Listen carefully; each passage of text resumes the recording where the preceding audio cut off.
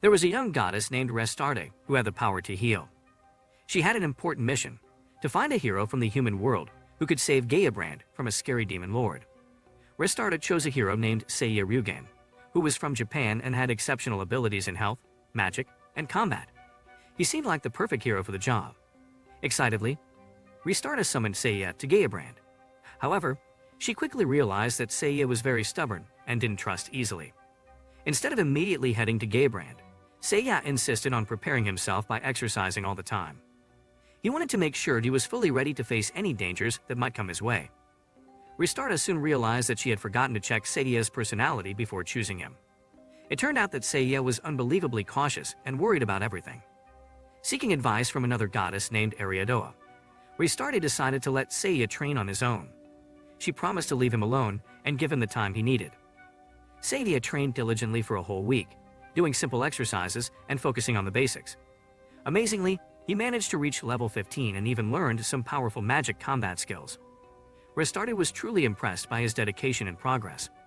Finally, the time came to travel to Gaiabrand and face the challenges ahead.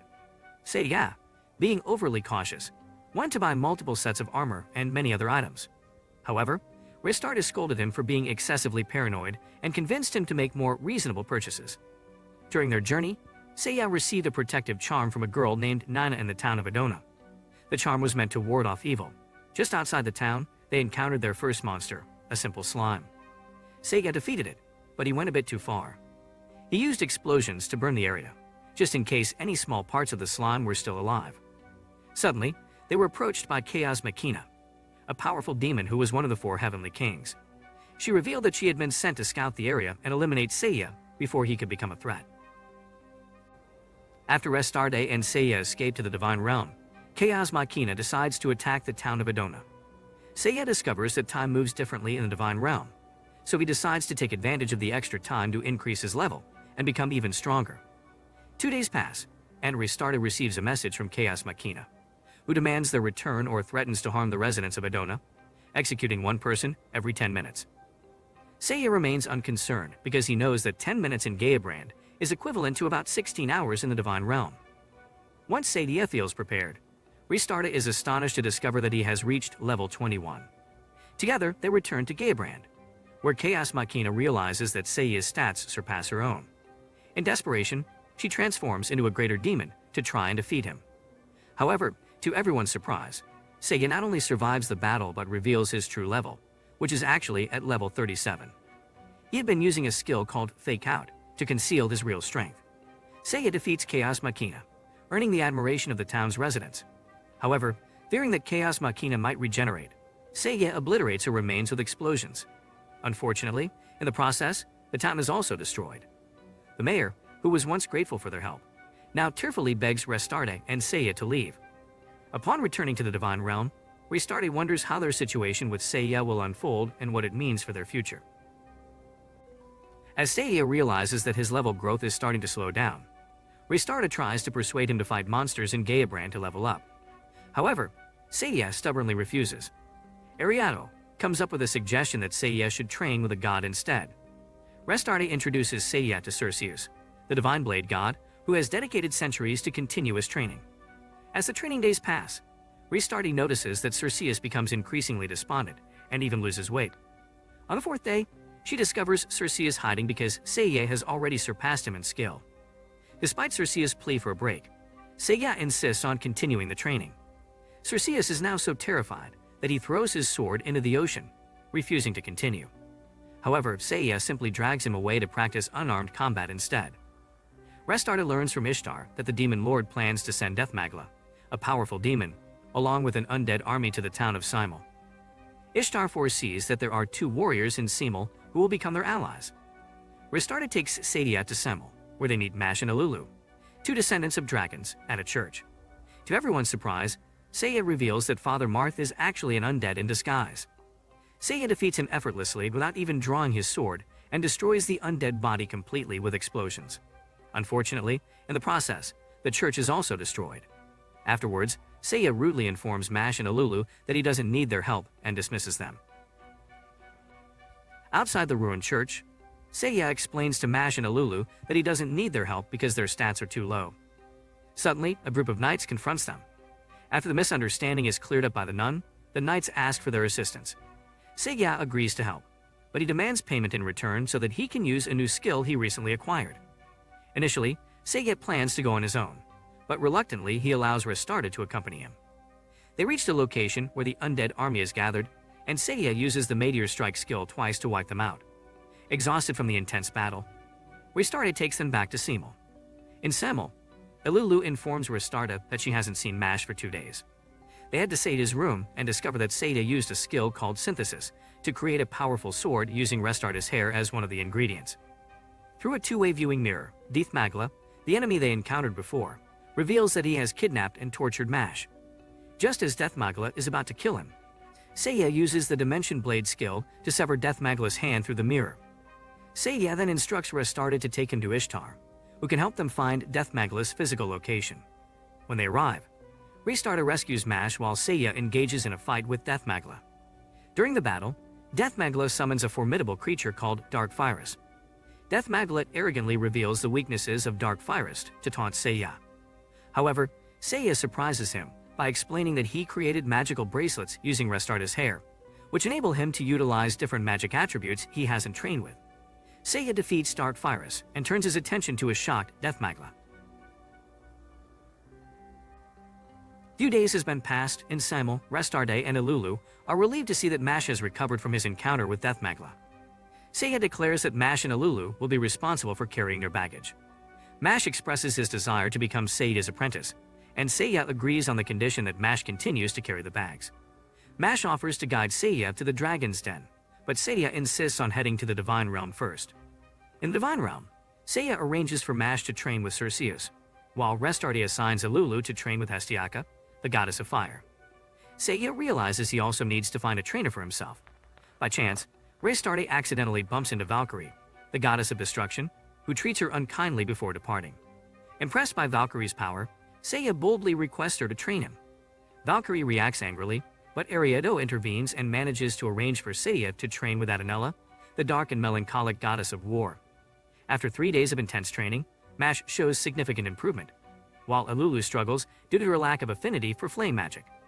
As they prepare to leave, Adanella, who has developed feelings for Seiya and transformed into a bright and cheerful version of herself, asks to accompany him. Seiya bluntly rejects her offer, causing her to go on a rampage throughout the Divine Realm. Upon their arrival at the Dragon Village, they are greeted by Lagos, who guides them to meet Levia, the Great Mother of Dragons. Levia teaches Mash how to transform into a dragon.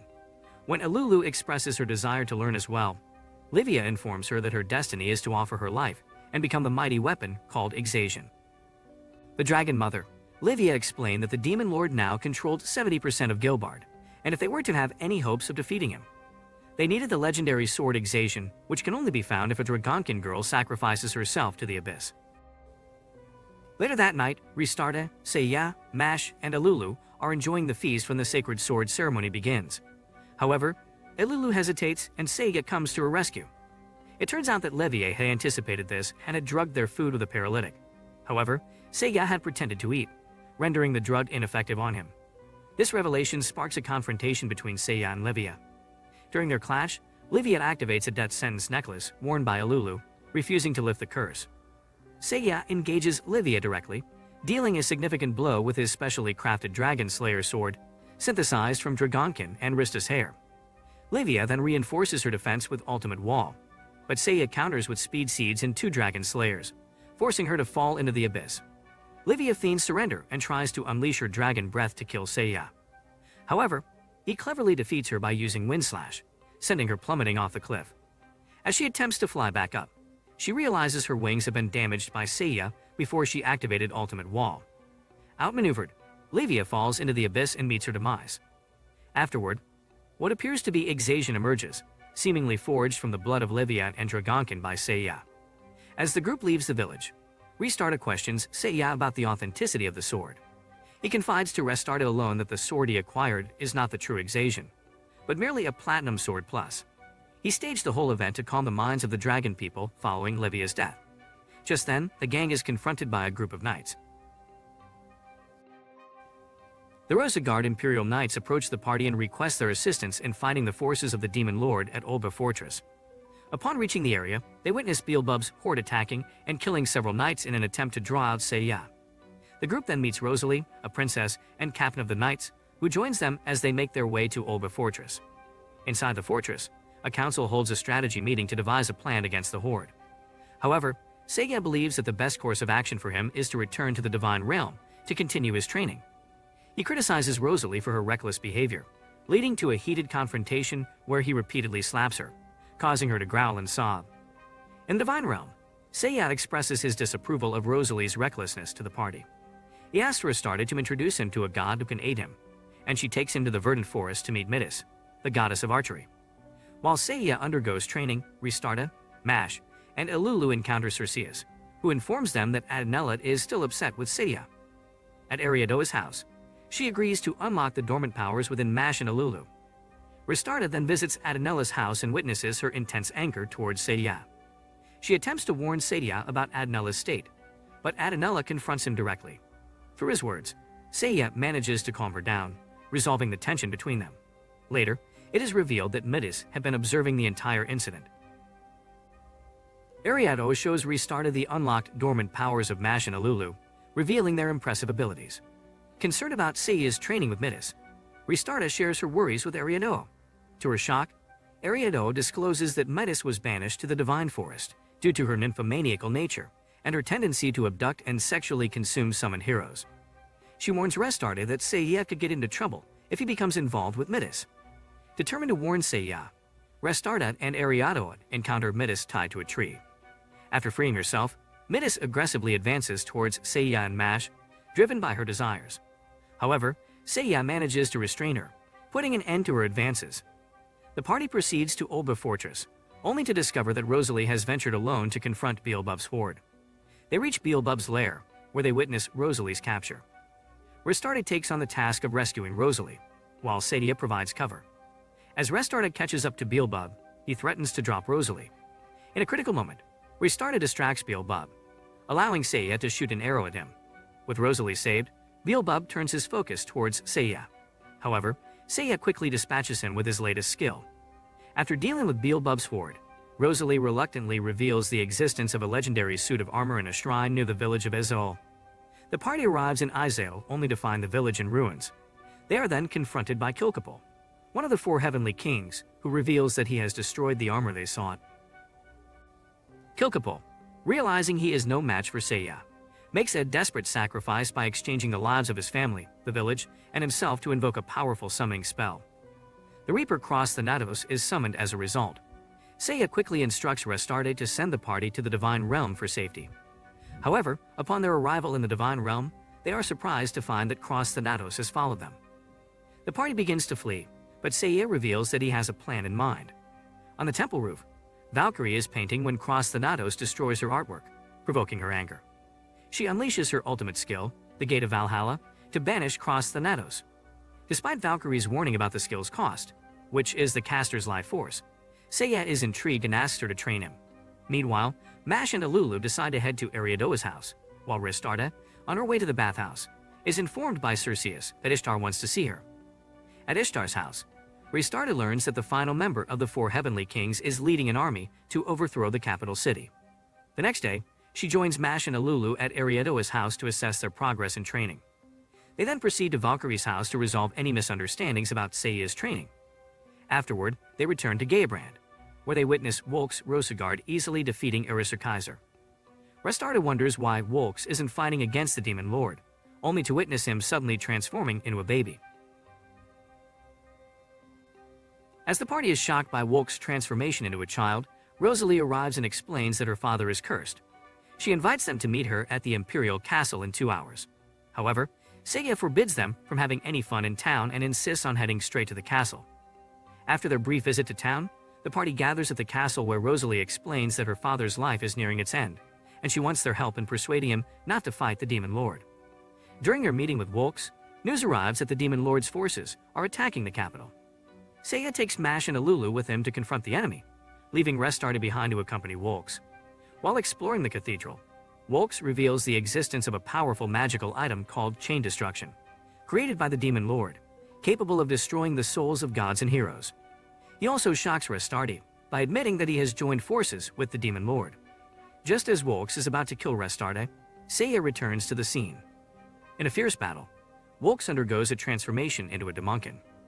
Although Wolks gains the upper hand and severs one of Seiya's arms, Seiya retaliates with his counterbreak skill, inflicting the same damage back on Wolks.